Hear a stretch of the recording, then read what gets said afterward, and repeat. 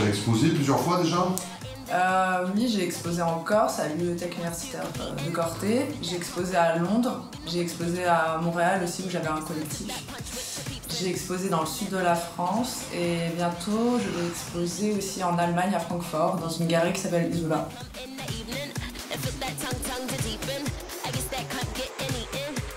Alors je pense que c'est tout d'abord dans un premier temps par ennui. C'était par ennui, en même temps ça me faisait du bien, c'était une espèce de rituel.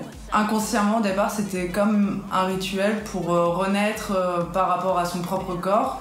C'est un peu comme réécrire une histoire au travers d'autofiction.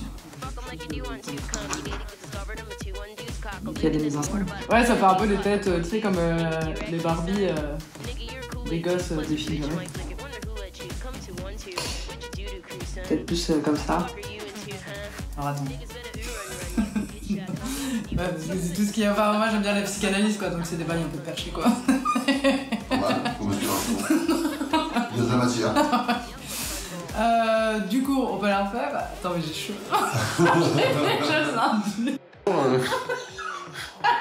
On se régale. Se régale. J'ai juste une image qui me vient dans la tête.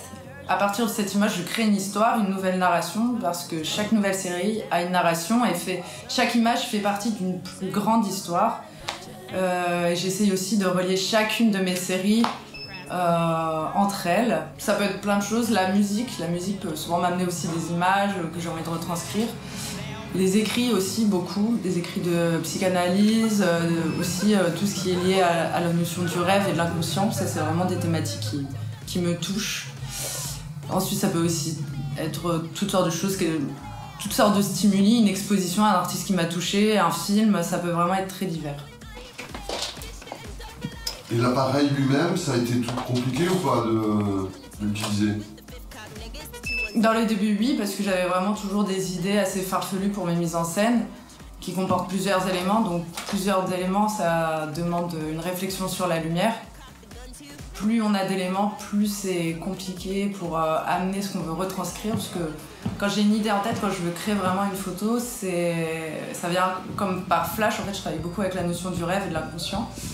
Et donc parfois, c'est des idées assez compliquées à mettre en scène, en image, mais c'est toujours par la persévérance que j'y arrive.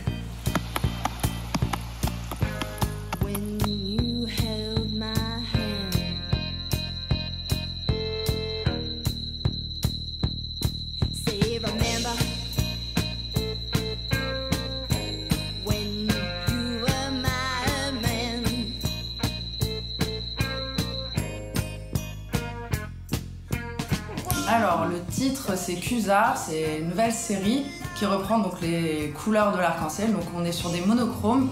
C'était un peu le défi que je m'étais lancé avec cette série, c'était vraiment de faire une photo, une couleur. Donc, ça a duré 7 jours de travail. Un jour, une couleur où je me mettais vraiment de la peinture body painting sur le corps, en construisant aussi tout ce décor sous une même couleur.